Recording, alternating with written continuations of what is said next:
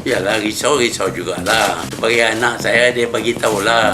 Dia dapat notis. All the transaction yang dia buat sejak dia umur 20 tahun. Semasa dia jadi student. Former Prime Minister Dr. Mahathir Mohamad's two sons are currently under investigation by the MACC.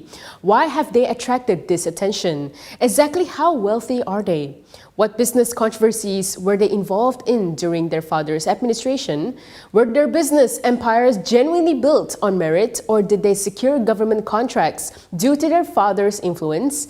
In another episode of KINI Explainer, let's delve into the emerging wealth of Mahathir's two sons and untangle the controversies surrounding their involvement during their father's tenure. Mahathir and his wife, Siti Hasma, welcomed their firstborn, Marina, in 1957, followed by Mirzan, Mogzani, and Mukriz. In 1960, they adopted Melinda and two more children, Mazha and Maizura, in 1983. Mizan and Mogzani are both active in the business world, which sparks interest from the MACC. In the 1990s, Asia Week valued Mirzan's holdings in public companies alone at over $880 million.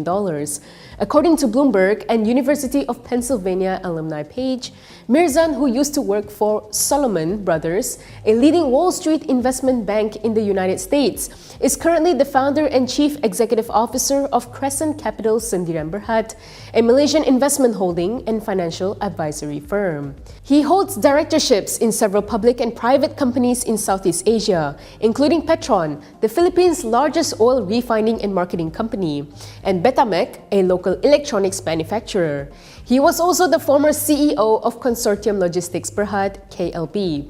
KLB, formerly known as Consortium Perkapalan Berhad, KPB, was Mirzan's first big break in the local business industry upon his return from the US. However, it was also one of the local companies that was hit hard by the 1997 Asian financial crisis. According to KLB's 1999 annual statement, Mirzan managed to increase KLB's turnover from 100 million ringgit in 1995 to 417 million ringgit in 1996, at least quadrupling its turnover in just 1 year. It reached 730 million ringgit at its peak in 1997, attracting attention in both domestic and international markets. Unfortunately, the good times didn't last long. KPB faced significant debt pressure due to its aggressive acquisition of domestic and overseas assets and expansion of its shipping empire. The Asian financial turmoil struck suddenly, exacerbating KPB's debt with more than 400 million ringgit in liabilities. In 2023, Anwar Ibrahim disclosed in his defense in court with Mahathir Mohamad that the then Prime Minister had led the government to rescue several financially troubled companies during the 1997 financial turmoil. This includes Mirzan's KPB. Anwar, who was the finance minister at the time, refused Mahathir's request to allow KPB to draw on the national treasury. Much to Mahathir's displeasure, Mahathir was concerned that Mirzan or himself would be embarrassed if the matter was presented to Parliament for debate. Mahathir then directed Petronas to come to the rescue of the KPB. Despite Anwar's objections, Mahathir went forward with his direction and claimed that Petronas was not under the control of the Ministry of Finance. Theoretically, Mahathir was not wrong because Petronas is subject to the direction of a sitting Prime Minister per Section 3 of the Petroleum Development Act 1974. In the end, MISC, a subsidiary of Petronas, acquired KPB for $220 million. As Mahathir explained in his autobiography, A Doctor in the House, this was not a bailout, as Petronas not only bought KPB at a very low price, but also sold some of the freighters at a handsome profit when the shipping business recovered. After surviving the financial crisis, Mirzan remained as the executive chairman of KLB until his departure in August 2007. KLB went through mergers, acquisitions, and rebranding over the next decade to become the familiar Post Logistic Berhad. Meanwhile, Dr. Mahathir has filed a 150 million ringgit lawsuit against Anwar Ibrahim over claims that the former premier had amassed wealth for personal gain while in power last year. The defamation lawsuit has brought back to light the 214.2 million ringgit contract awarded to Opcom Cable Sendirian Berhad, which was founded by Mahathir Mohammad's youngest son, Mukriz. Anwar claimed that Mahathir's family members were directors of Opcom Cables, including the eldest son, Mirzan, second son, Moghzani, the third son, Mukriz, and Mukriz's wife, Norzita Zakaria, between 1994 and 2021. Anwar claimed that as the Prime Minister and Finance Minister at the material time, Mahathir was in control of the Minister of Finance Incorporated, MOF Incorporated, held the golden share that allowed the government to make key decisions in Telecom Malaysia, which carried out direct negotiations with Opcom for the supply of fiber optics. Not only that, after GE14 in 2018, the media reported that Opcom was awarded a contract worth 11.16 million ringgit by Telekom Malaysia just 5 days after the election. After kicking off the controversy, Telekom Malaysia clarified that it was an open tender and the TM board had agreed to award the project to Opcom along with 18 other companies well before the general election. Later, the Pakatan Harapan government announced the 21.6 billion ringgit National Fiberization and Connectivity Plan, NFCP. At the time, it was believed that Opcom, which was linked to then Prime Minister Dr. Mahathir, would be the biggest beneficiary of the NFCP.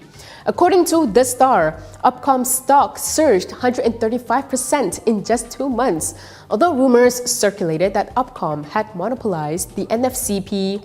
Then Multimedia Minister Gobind Singh explained in Parliament that the company, which was helmed by Moghzani, did not apply for the relevant license, so Opcom could not obtain the NFCP bid. It's noteworthy that Mahathir's second son, Moghzani, has been listed among Malaysia's wealthiest by Forbes several times since 2007. Forbes highlighted Moghzani's 2013 ranking as 9th on Malaysia's 50 richest individuals list, with a wealth of over 4.22 billion ringgit amassed from the oil and gas industry. In 2020, Mahathir denied his children's involvement in local business during his premiership and rejected claims that they secured government contracts. However, former Prime Minister Najib rebutted such statements, citing examples where Moghzani's Kencana Petroleum Berhad received a major offshore structure license from Petronas in 2002 during Mahathir's tenure. Moghzani refuted Najib's claims, emphasizing that Sapura Kencana Petroleum was established in 2012 and Mahathir has stepped down as Prime Minister. Nonetheless, evidence from Kencana's 2011 annual statement confirms that Kencana Petroleum Berhad, before its merger and renaming, did indeed secure a Petronas contract in 2002 as claimed by Najib. Mahathir Mohamad, the longest-serving Prime Minister in Malaysian history, has faced criticism over the years for his association with cronyism and nepotism. However, Mahathir once remarked that such practices were not a concern when he first assumed office. In an interview with Asia Week, Mahathir rhetorically stated that there is no single businessman who is not close to his government. He also said that he made it a public policy that the government was Malaysia Incorporated and worked closely with the private sector. And so when the private sector makes money, 20% of it belongs to the government.